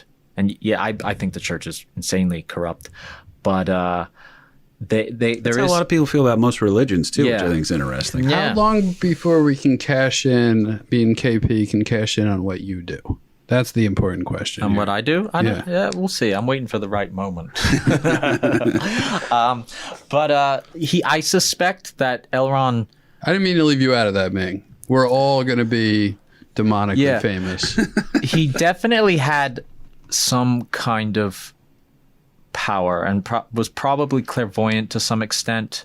You're saying for Elron. Elron, yeah. Okay. Yeah. And otherwise, these people wouldn't have listened to him. And frankly, he wouldn't have got to the place he was. I'm not saying that Elron necessarily deserved to get to the place he was.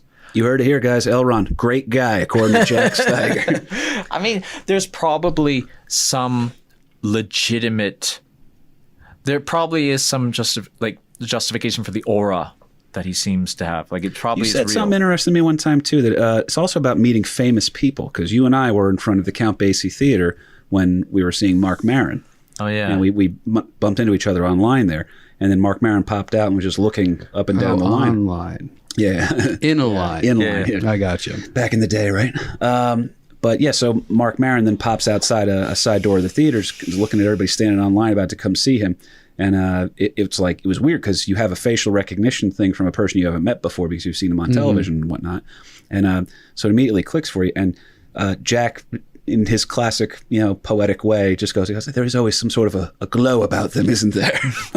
So I wonder if that's what Elron had when he walks into a room because, hey guys, L. Ron Hubbard's here. L. Ron Hubbard. Yeah. So, Yeah. I bumped crotches with Julian Casablancas of the Strokes. And it was one of the most magical things that's ever happened to me. Wow. It's I want to know if there was some sort of an energy exchange when that happened too, where he zapped your life force. I think we both gained a little, lost a little. You know what I mean? Well, Elron is showing up at the Parsonage house now, and I'm sure he was bumping crotches at some point with old Jack Parsons. They started off to be the best of buddies, and then they That's how started, you have to say hello in these COVID times, too, by the way. bumping crotches. No more handshakes. It's a weird thing, but there's so many weird facets to this story, except for the one part where it's the one classic thing. What can come between these two guys here that are literally doing kind of sex cult type stuff, if you will. And Jack Parsons, by the way, firmly believes that this shit all worked. That bringing in the Moonchild or whatever and the idea of free love and all that, which you could argue when the 60s hit after his death, that is maybe the cult kind of had an idea of what was coming down the road. That's precisely how I would see it. It isn't necessarily that they successfully ushered in the age, but it's that they were... Like, the imagination is sort of our common surface with the spirit world. So there may have been multiple... There's probably only this particular Babylon working at this moment in history, but there may have been in other magical circles, other things other rituals that sort of rhymed with the Babylon working. It's sort of the imminence of the age kind of disseminated through human minds. So but I just want No, Parsons loved it. He thought it worked perfectly. It's one of the most things he was most proud of in his life. How big is the split in the community? Because it seems like there's a dichotomy created between the sexual exploration people and the abstinence people. And it doesn't seem like there's a lot of like just have a regular amount of sex people in the you know what I mean? I don't think that there's a whole lot of like the abstinence crowd in magic, because a lot magic is kind of its whole like kind of magic with a K is kind of about like, you know, especially nowadays, it's kind of like I don't want to use the term power, but it's about agency. It's about kind of improving your luck. A lot of people are in it for like practical reasons, you know? I mean, some people are in it for aesthetic reasons. The divide, I think, primarily in magic nowadays is like the people who are in it for, you know, the appearance of being, ooh, I'm witchy. And then there's people who are in it for like, I want to use magic to achieve certain ends. That seems to be the main thing. I don't think that there's like a abstinence thing. The abstinence hedonism divide seems to be more of a magic religion divide. That's the way I should have said it. The abstinence hedonism divide. I do like it, though. That'll do, pig. That'll do. 3, baby. And that is the last time. Goodbye. It would be great if at the end of this episode, Jack just disappears into nothing. Was he ever really here? But... no, I mean, these guys are hanging out. You'd think they'd be buddies. They're jerking off onto tablets together, you know. They're hanging out. They're trying to, you know, attempting immaculate conception. You'd think there'd be a bonding effect there. The problem is that there's a little bit of jealousy going on. And as like we said always, what's it come down to? A girl. So Jack at this time is in an open relationship, as he's allowed to be, with almost anyone in this community, if you will, which is, I mean... there's been some hilarious, I think it was Borat did a great one. It was either Borat or Bruno. One of the Sacha Baron Cohen characters did a thing where he went to like a swingers party and he was just, nobody would fuck him. That was like, it was just him making it awkward for the people that were trying to hook up. But imagine the jealousy in an open relationship place, because Sarah Northrup, okay, who is, again, Helena's sister. So Helena's first wife, bails. She gets the fuck out of there. She's not into this whole free love thing. And Sarah, who is into this free love thing, and by the way, depending on what photo, you want to talk about good and flattering photos, there's a couple decent ones of her, and there's a couple really rough-looking ones of her where you're trying to figure out why these two guys are arguing over her. But Jack's obsessed with her. He's fucking her on the regular. But then Elrond shows up, and Elrond, this woman is absolute. She's the first true Scientologist almost in this way, because she completely just falls head over heels for him. She's obsessed. The two of them are going to wind up eventually starting she helps write Dianetics with L. Ron Hubbard. So this woman who had Jack Parsons' dick in her at one time, and then also L. Ron Hubbard's, is responsible for writing Dianetics, which becomes the tenets of Scientology. So and a Tenacious D song. Yeah. Well, we're getting to that here in a second, because we're going to land this plane shortly, because I did promise Ming I'd get him home before 11. But it's worth noting as well here that Crowley himself, Aleister Crowley, the most wicked man, refers to Sarah as a goddamn vampire. Okay, he goes, that's what shitty energy she was bringing around. He goes, oh, get him away from that vampire. He's trying to save Jack Parsons now. Aleister Crowley is nervous when the guy who's known as the Beast, and who literally is the guy who coined the term 666, I believe, right? I don't know if he coined it, but he definitely made part of his mythos. I don't know if he coined it, because 666 goes back to, you know, theoretically the Bible. It's actually originally in the Bible it was 616, not to blow your mind, but it is. I do think that in like some translations it was 666, and then Crowley I think was deriving that number from trying to align himself with the beast from the Book of Revelation. I've dated like 3 girls from Long Branch, so I know what he's talking about when he says that this girl was evil. Yeah. The other thing, too, with 666 that I thought was worth mentioning is that I believe that was also the exhibit number of the thing in the museum in Egypt, in Cairo. That was Horus. That's what Crowley's wife stopped him from and says, this is the thing that spoke to me in my dream about you. So yeah. I think it's a little bit tricky. Look up patent numbers with 666, and then you get real deep. That's shit. That's pretty deep. Bold. Yeah. I will break my rule. That will do, pig. Well, Crowley grows to hate Hubbard, starts blaming him for ruining and corrupting the mind of Parsons. Parsons, by this time also, being investigated by the FBI. and was being squeezed out of Caltech and his other projects by his former partners, and coworkers no longer enjoyed his kind of mad scientist vibe that he had going on. They used to do mock duels and shoot guns and just blow shit up. He actually blew up part of his own lab one time, too. And it got to the point where they're like, listen, we got enough of this jet propulsion thing going. We got his ideas. Let's kind of just, hey, Jack, why don't you spend some more time over at the parsonage? So if we said that he used rocketry and all this other stuff and the occult as two sides of the same coin, you've now taken away his ability to kind of, at a high level, participate in one of those. So he's going to go kind of all in on the crazy part of this occult thing here. That's when he's going into the nuts start. I'm trying to bring about this the Babylon thing and all the other crazy stuff here. But the problem is he starts to get insanely jealous of Elron because Elron's banging his best girl. Yeah. All right. Well, yeah. Apparently, I mean, I read one letter by Parsons where he kind of was just like, "Wow, Betty," that's what he called Sarah, was like, "Well, Betty has transferred her sexual affections to Ron. There is no great loss because Betty and I remain the best of friends." This is literally, Betty and I remain the best of friends, and Ron is very magically potent. Potent indeed. That comes back to your cucked thing from earlier. No, Okay. he gets so ultimately cucked. It drives me insane. I think this is that problem when beta males try to kind of get into that alpha male territory where you want to portray like you can handle anything, but you really can't. Like that jealousy aspect. Ooh, that's interesting. Yeah. In this letter, he was just like, "Yeah, no big deal. It's whatever." But apparently, he was seething, is what I read. They call it ugly duckling in other situations, where as you get older, you get these different levels of appeal, and then it's harder to deal with the aspects of reality around that, I think. Oh, I get on that one, too, because it's a lot of it is the ability to show disinterest, So nothing turns on a beautiful woman more than disinterest. But when's that project coming out? Another one I'm waiting on from Kahuna. If you're listening, Christian, get your shit together. But like I said, these guys, the schism is in effect here, okay? And he's getting squeezed out of Caltech. Hubbard, by the way, Elron, in the first of many douchebag moves, is going to say, well, why don't we take some of your money that you made on this jet propulsion thing, and why don't you go and be a business partner with me? Let's start a boat business down in Florida, baby, yeah, okay? Dude.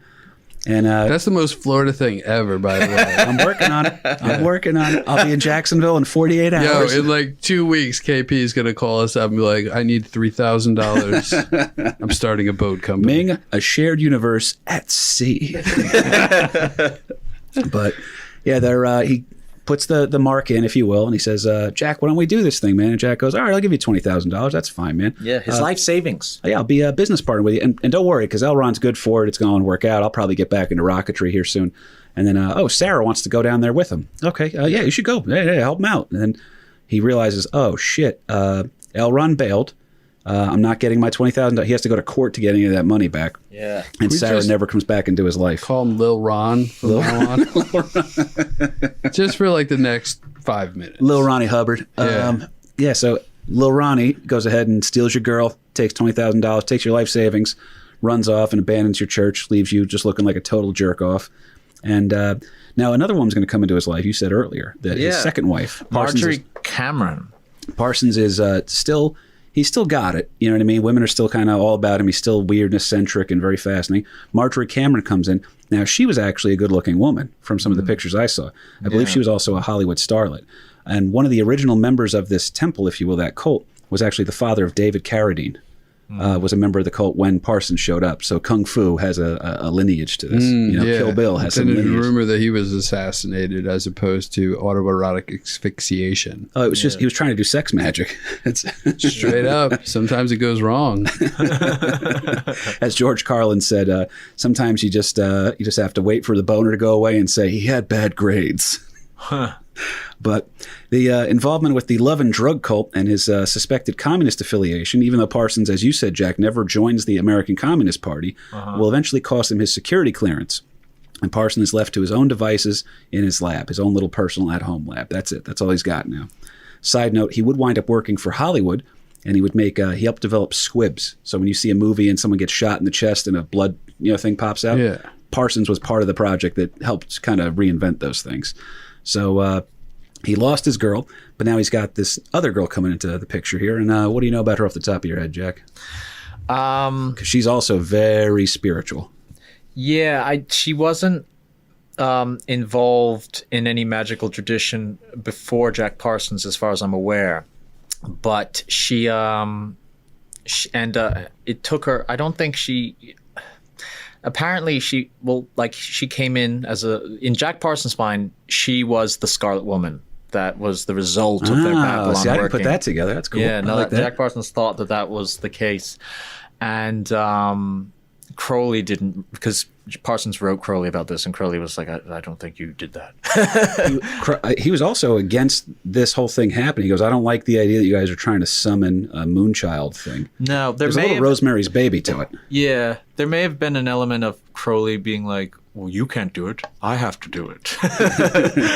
But it seems like, from what I could read from Crowley, I think Crowley was actually just concerned for Parsons. I think Crowley actually just thought that he was being a bit of a fool. There may have been some. I don't think Crowley Most wicked man alive, Yeah. the beast himself. He goes, come on, Yeah. man, get your shit together, Jack. I don't think Crowley necessarily. I don't think Crowley was motivated by jealousy and kind of in discouraging Parsons from pursuing this. He actually kind of was like warning him against. He actually does call him out for his sensitivity. Like he says you shouldn't. He like says something to the effect of like, beware of your feelings about this, and just keep on your guard because you've been manipulated before. Crowley seems to be watching out for Parsons. When it comes to this chick Marjorie, you said she was spiritual, right? She would claim to be connected and kind of was a true believer in what Jack Parsons was. Which makes me want to quote Daniel Tosh. And he said, when a girl comes up to me and says, I'm not religious, I'm spiritual. And he says, that's interesting because I'm not honest, but you're deep.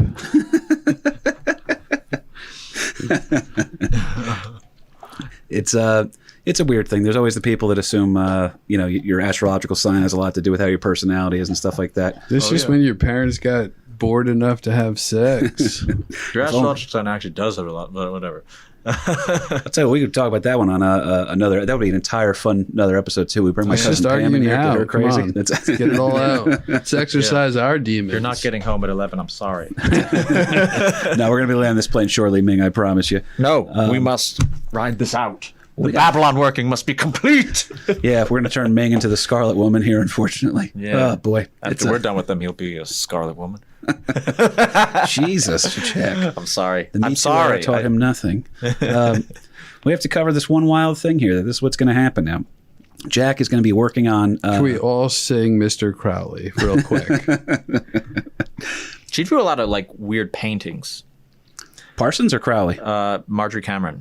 Oh, okay. Keep going. Yeah, she actually. There's a very. When Ming comes back, she did a portrait of Jack Parsons. This becomes a beatnik thing, right?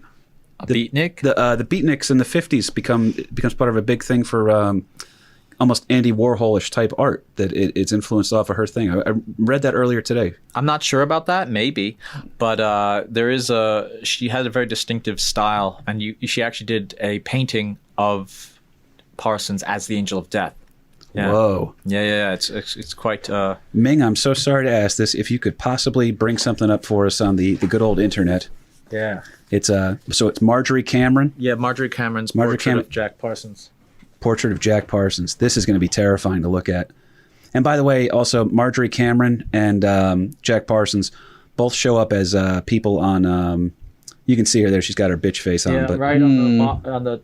You see on the right, on the second row on the right. Whoa, Jack Parsons is the Angel of Death. Wow. Yeah. So, It's almost as creepy as a Podesta Brothers painting. I actually briefly dated a girl very soon. into the microphone, damn it, Steiger. Yeah. Guy has his own podcast, man. You'd think he'd know. Yeah. The Steiger I didn't tapes, say it was great show, by the way. Yeah, thank you. I did want to mention, I too, did the Jack intro Parsons for has... that. Yeah. By the way. And the outro. Jack Parsons and Marjorie are both listed on the Twin Peaks Wikipedia. So that goes into the David Lynch thing. He explores a lot of these weird concepts and ideas about the idea being, too, originally. Parsons got pretty fascinating. There's the idea that aliens can be coming from space, right? That's where a lot of people think UFOs and stuff are going to come from. Mm-hmm. Then Parsons gets super into the idea that maybe they're just coming from different dimensions, that they're all here in front of us, we just can't see them. Of course, that's how it is. So it's, come on. You don't necessarily have to go to space to find them, but that's the idea of quantum physics is actually how he was explaining a lot of the stuff that Crowley was teaching, which I thought was interesting. Quantum entanglement. Come on. Say what? Yeah, I keep going. Hang on. I want to get to Jack in a second, but Andy, wrap that one up. Everything's connected. Like, everything's connected. This thought here has it's butterfly effect. Like, that's a layman's explanation of the theory that everything is connected exponentially. Yeah. The butterfly effect has proven that Ashton Kutcher could also be Steve Jobs. You know, Ashton Kutcher, man. Deep state. That 70s show. Yeah, but that is true. That is something that, and I did, in researching for this episode, there is something going on that it is all connected, and it does have to do with, like, there is some, these scientists and engineers who were involved in the space race and the arms race for the They all knew each other. Yeah. there's some kind of, there's these ideas that come through them, and they're dabbling in weird forms of spirituality. There seems to be some part of the spirit world, or some class of spirits. It's hard to say, but there seems to be some kind of motive to influence us to go into the stars, but also arm ourselves enough to destroy ourselves. Like, it's weird. I don't know what's going on. And so Jack Parsons talking about aliens that exist in other dimensions. Like, I have no problem with that. Like, I would perhaps substitute the word alien with spirit, because Substitute alien with intelligence. Yeah, I think so, right? yeah. I mean, that's That's an interesting way to break it down. yeah. So So you hear alien, it has such a weird connotation in modern society too, because everybody just sits there and like, oh, it's aliens. Yeah, Sigourney Weaver. I know Yeah. that shit. but it's just, it just depends on the lens with which you're looking at it. Exactly. Yeah, like you're talking about talking about interdimensional aliens, but to me that's spirits. They're entities that exist in a kind of plane that is kind of overlapping ours, but not readily apparent. And but yeah. Then we have terms like ghost and all this stuff, which we kind of all have like a definition for, but then when we actually have to like say like, oh, what do you think about it? People kind of balk at making a decision, We've all had experiences that we can't explain. We've all like been driving up the parkway and made weird eye contact at the exact same moment with that guy, driving a Honda Civic, and then looked back and be like, oh, that was weird. Like there's something else to what we're going through. And I think Jack Parsons and L. Ron Hubbard and Aleister Crowley are all trying to tap into that to some extent. Yeah. And I don't think I can blame them. No, again, why would it not be fascinating to a guy who clearly has a mind for it and then also grew up reading some? That's why I was asking you guys what you read as kids, because you guys are fun to have these weird conversations, but I can't have these conversations with every comic that we know, because some of the guys are just like, yeah, I'm here for the pussy. Yeah, most comics, It is what it is on those things, man. Yeah. I do want to say this real quickly. I gotta. We should make a podcast that's just purely about hating. We should that would be fun. We'll do that one day. Just the haters' ball. Well, unfortunately, on June 17th, 1952, a huge explosion will rip through his home laboratory, because Jack Parsons, he was actually working a night shift as a gas station attendant. That's how bad shit had gotten for him, money-wise. And one of his other jobs was he'd get consulting work in rocketry every now and then. And obviously, it's 1952. He doesn't quite get to live to see, the space race, if you will. But he does know that they're moving on forward without him, and it kind of breaks his heart a little bit. You get the vibe that he's a little down and out here. He winds up getting occasional gigs in Hollywood, because remember, he's in Pasadena, California. It's not hard to work in Hollywood at that point. And he's making explosions for sets, like prop explosions. So he's still doing the same shit he was doing as a little kid here. And he's also renting out the rooms of his house. The parsonage, I believe, gets demolished. But he's renting out the rooms of his house. And he's got tenants in there, and they see him making the bombs on the front step or something like that. And they go, oh, well, be careful with that, otherwise you'll blow us all up, right? And Jack Parsons is like, don't worry, everything's going to be just fine. Yeah. But on June 17th, 1952, a huge explosion rips through his home laboratory. The police that wind up arriving on the scene find that Parsons is still alive, although half his face has been ripped off, exposing the skull underneath. The guy had a mind to him. Now you can see it out in front of you. His right arm's missing him. And surrounding him are rocketry papers, pentagrams, occult drawings, and chemical formulas. This is how I feel like I'm going to find you one day. Yeah, Jack Steiger was found in his home with a lockbox full of secrets. Yeah. But he's living at the time that the cops find him. He dies shortly thereafter at just 37 years old. Interesting note, guess who shows up and seizes all the paperwork almost immediately? Ooh. J. Edgar Hoover's boys of the Federal Bureau of Investigation. Yep. He'd been under investigation by them for quite a while. He actually had to testify in front of the House of Un-American Activities, which a lot of people confuse with McCarthy. McCarthy wasn't a part of that. It was a separate thing. But McCarthyism definitely had people investigating anybody with any sort of communist idea. So Jack Parsons out there doing like the free love thing and the rocketry thing. And he's also like, oh, I can go work with Israel a little bit, right? I'm just going to do... He was trying to be a model citizen because he just didn't understand that the government was like, listen, we don't want you guys to discover all this shit. We want you to discover this shit for us. That's it. All right, you're not going to go work with Russia on a cool project or anything. There's actually a weird conspiracy theory that what led to JFK getting assassinated was the idea that he wanted to have a project with Russia where they were going to try to do like an International Space Station thing way, way ahead of time. Okay, so knowing what we know now, that NASA was essentially founded by a Satanist, a Scientologist, and a Nazi. Correct. Okay. When conspiracy theories about NASA or the moon landing or perhaps the shape of the Earth come up, are you really still in the mode of like, that's completely erroneous? Like, I think I'm going to say it, like, there's some things that seem suspect. It was like NASA. Oh, you mean like the highest aspects of humanitarianism? Like, no, the Nazi Satanist. To quote my good thing. friend Chris Buck, who I'll be living with in Florida for the next 2 months, great stand-up comic. He goes, personally, I'm not a big fan of NASA. I watched him kill a teacher once. Oh, all those people are still alive. You can look that up, too. Jesus, Andy. Look it up. Yeah. Oh, man.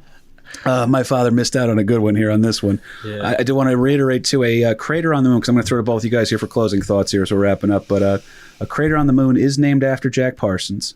A TV show was attempted to be made about his life. I think it was called Strange Angel or something. Mm-hmm. It was going to be on CBS. And it was on CBS. Well, I admire them for even trying to tell that story, but isn't CBS the worst possible channel to tell a story about a drug-addicted guy in a sex cult? That's a good point. Give me CBS? CBS. Okay. Yeah. The Learning Channel has obese people, like, my 800-pound life. So, like, TV On is HBO, not a good... man. If you're going to have a Jack Parsons show, I want it on HBO. I want to be able to see Showtime, these titties You're with me. bouncing around and stuff. Yeah. So, yeah, the guy winds up exploding. Jack gave it away in a social media post. It was very funny. He goes, we're going to talk about Jack Parsons, another American loser. Hint, he exploded. Yeah. He did. And did we touch on the idea that he may have, like, the conspiratorial angle on it? Because there was there's people who still think that it wasn't quite an accident kind of a thing. And again, I'll say this one just in closing, and then I'll throw to you for that. Parsons' breakthroughs, despite any feelings you may have on the occult or any of the crazy stuff here today, his breakthroughs in rocketry are completely undeniable, even if he was viewed by some as a legitimate antichrist. I think there's a documentary about him that, by the way, you can't watch in this country. I thought that was interesting to know. Mm-hmm. Amazon Prime will not let you watch a documentary on Jack Parsons called Jack Parsons, Jet-Propelled Antichrist, which what a great name for an album that would be. But there is a little bit of a conspiracy theory was it really an accident? This is a guy who was building explosives his entire life. Why would a little Hollywood thing be what kind of ended his career, if you will, Jack? But do you know more about that, or? It's hard to say. I mean, like, I know that he was actually going to leave the country, perhaps, I think, the day after the explosion occurred. So the timing is just too weird. The fact that he was going to work with Israel. I knew that much. That was a thing. I think he was first going to Mexico, and then I think he was going to Israel. And it was the beginning of the Cold War. Like, these people murked a lot of people and continue to do so. But it's just too rich. Like, I don't. He was privy to certain secrets, or he was a valuable asset. And they didn't want it. They didn't want his talents to go elsewhere. It was totally understandable. And, like, it's just the timing for me.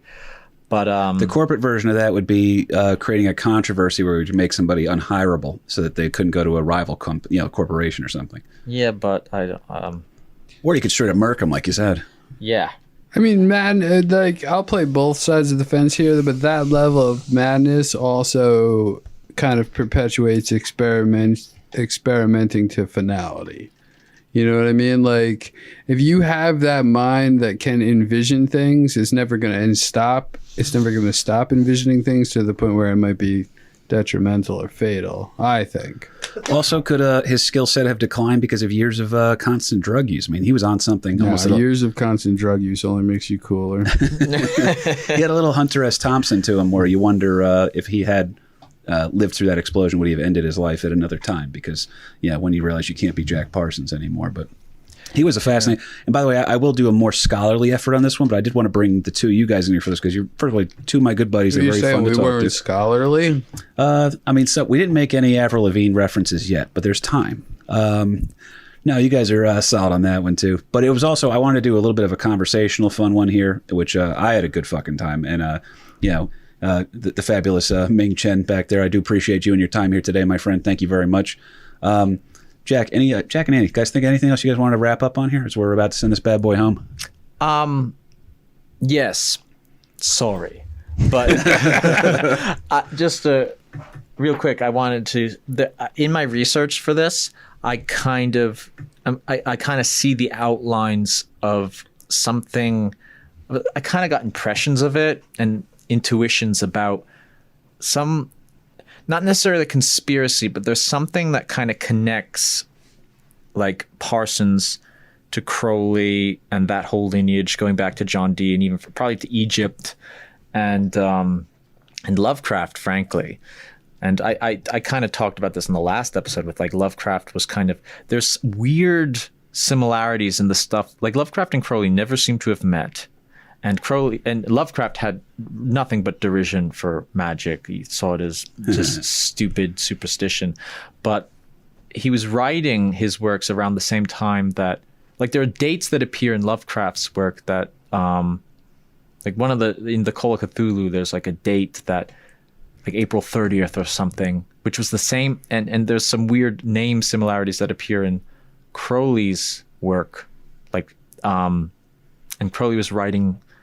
There's just some weird shit that's going on. It seems, and frankly, there could be some kind of conspiracy. Like, you know how there's MK Ultra? Did a whole episode on it. Yeah. Like, I think that there may have been an MK, like, there was, as much as MK Ultra seems to have been about, like, brainwashing and psychedelics. Like, I think that there was an American military version of MK Ultra, but it was about magic or something along those lines. And that's kind of what I see. I probably will do something on my own podcast about it, just like a deep dive on it. You're talking about like a Men Who Stare at Goats director's cut. Yeah, I think something like that was going on. And whether, I don't know, and as I mentioned a few times on this episode, there's like some kind of motive from the spirit world that seems to want us in space, but also to arm us to the teeth with nuclear weapons. Like I'm getting a sense of this. Yeah. Part of that's like looking at the ocean too, and there's something that pulls you to just drown yourself in it. You guys don't have that? That's just me. Oh, well, sorry, guys. You never thought about just going off the edge of the USS Carney, Guided Missile Destroyer 64, out in the middle of the ocean, just realizing how peaceful it would be as you cascaded towards the bottom? But I'll do some kind of... Yeah. What was that movie where the guy grabs the cannonball and then jumps off the side? Master and Commander, Far Side of the World. Oh, beautiful scene. I'm with you. No, I mean, like... I think that there's a reasonable argument to be made that nuclear bombs aren't real, that the Earth is flat, that we never went to the moon, that aliens are here now among us, that certain people are lizards, other people are not. Earth is hollow, the moon is hollow. This is not the episode that we can have people mentioning to their teacher, I've been listening to a very fun history podcast. Yeah. I mean, so that's, and like I said, NASA was founded by a Nazi, a cultist, and a Satanist. And by the way, majority of some of the crazy conspiracy theory stuff that we found, because I get it, like a lot of people are like, what the lizard people live, underneath Antarctica or something. There's a lot of people that roll their eyes and stuff like that. Then all you got to do is casually just be like, oh, do you guys know about Operation Paperclip? Did you know about this thing here? Did you know about Werner von Braun? You just mentioned these. You know about Gus Grissom? You know, not that's really a conspiracy theory, but this is all like failed early stuff with NASA. Did you know about Jack Parsons? Because I remember when I was just casually researching Werner von Braun, Jack Parsons comes up. I scroll over it. I see a picture of this, enigmatic-looking guy with a crazy mustache, and they're talking about him being a member of the occult. And then I text Steiger maybe 2 minutes later. I was like, "Hey, buddy, you want to come in for this one?" And it took us about 6 months to get it done, but we did it. Yeah, but literally most countries in the world have the history of how their country invented the telephone or any other thing. Like, it's all pretty much just perpetuated by word of mouth. Like you think if you go to Russia, there isn't a substantial amount of people that think that they got to the moon first? Because I do. You know, I think this is all pretty much just like word of mouth. Yuri Gagarin, technically the first man in space, the first cosmonaut. He was the Soviets first put the guy up there. It was nuts. The space thing gets really trippy too, because a part of it is also you're seeing some of that fake news thing, you know what I mean, where we're going to cover certain things. Did the moon landing footage, was it true that they said, because I heard a conspiracy theory that it was, we did land on the moon, but then we then had to fake the footage because the footage was destroyed. Radiation belts destroyed the film. Yeah. And that call was Nixon, right? Nixon on a telephone calling the astronauts. That's been determined as fake. So, whatever. Well, believe what you want to believe. Yeah. It's very fun to. I'll tell you what, the stuff that is openly available on Wikipedia would blow most people's minds if they just went on a couple of deep wormhole dives. That's all you got to do to make these things interesting. Because I remember with MK Ultra when we were doing that episode, my father just goes, "Oh shit, we better get a tinfoil hat." Like you wouldn't think this, all right? You wouldn't think this, but we talked about it. I'll ask Ming this one final question here as we're wrapping up. Ming, are bananas racist? I don't think so. How are they racist? Okay, would you like a Dole banana or would you like a Chiquita banana? Okay, now Chiquita Banana is the now modern name of what was the United Fruit Company that helped overthrow the Guatemalan government under the Eisenhower administration. We forcefully removed their democratically elected leader and installed somebody. This was under Eisenhower. The Guatemalan Civil War erupted after that. That's because the United Fruit Company. Guess who the United Fruit Company hired in order to create a propaganda campaign? Edward Bernays. And then it later got taken over by Dana White. UFC. So Wow. Chiquita Banana, racist, right? Yes. We overthrew a country. So you're going to go with Dole then? I guess I'll go with Dole, yeah. The Dole Conspiracy or the Dole Committee of Safety, literally the guy's last name was Dole. They're the ones that overthrew the Kingdom of Hawaii for no reason. They just said, hey, Queen Lili Ukulani and her entire Hawaiian kingdom were pretty much taken over by the Committee of Safety, who then kept fabricating letters saying, oh, the Hawaiians are in an uprising. It's not safe here for Americans. You guys better send the troops to protect us. Come protect the businessmen who are now going to sit there. And the Dole Fruit Company then comes in. And again, that's pineapples, bananas. This is all, you're racist, all right? So if you're eating fruit at home right now, you are complicit in murder. Yeah. My whole family comes from Molokai, which was a leper colony in Hawaii. I will say this and wrap it up. I love both of you. I hope to see you guys here soon. Jack, if for some reason you get acquitted and are not sent back to Australia, I would love to see you again, buddy. All right. If I don't see you again, just keep in touch, man. All right. You're a very funny guy.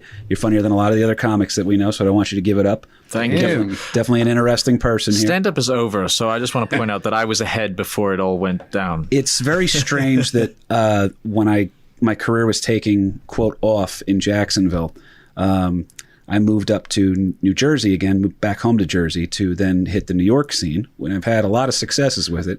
And 2020 is so inverted that I'm now going back to Florida for stage time. So that's a backwards one right there. That was weird that your farewell to Jack sounded like a lot of subtle brags about yourself. It was, quote, taking off. I'll put it that way. Okay. But no, it's I'm heading back down to Florida. We're still going to be doing the episodes on the regular here. And I want to say thank you to my good buddy, Andy Highroller. And you know I love you, buddy. All right, Merry Christmas. Enjoy the rest of that Maker's Mark safely in the parking lot. And Ming, thank you for everything, dude. You showed me how to do a bunch of this shit here, so we're going to be able to keep these bad boys going. We'll be on StreamYard, so my father will still be on the show while he's in South Florida. I'll be in North Florida, and you and the Cahoon will be wherever you guys are at. But Thank you for everything, man. Thank you for your patience here today, too. Thank you to all the listeners. Guys, I knew this was definitely going to be a weird episode, not going to be our normal, over-the-top, fact by fact by fact by fact by fact kind of a thing. I wanted this to be more free rolling here. I wanted to have a good conversation. These are two fun guys I like hanging out with, too. And the topic was nuts. And it wouldn't have made sense if we tried to present this logically, because the story doesn't make any fucking sense. No. But it meant a lot to have you guys on here for this one. I hope you guys enjoyed it. And my name was KP Burke, and that was Jack Parsons, American Loser. An American loser the day I was born. An American loser the day I was born. An American loser the day I was born.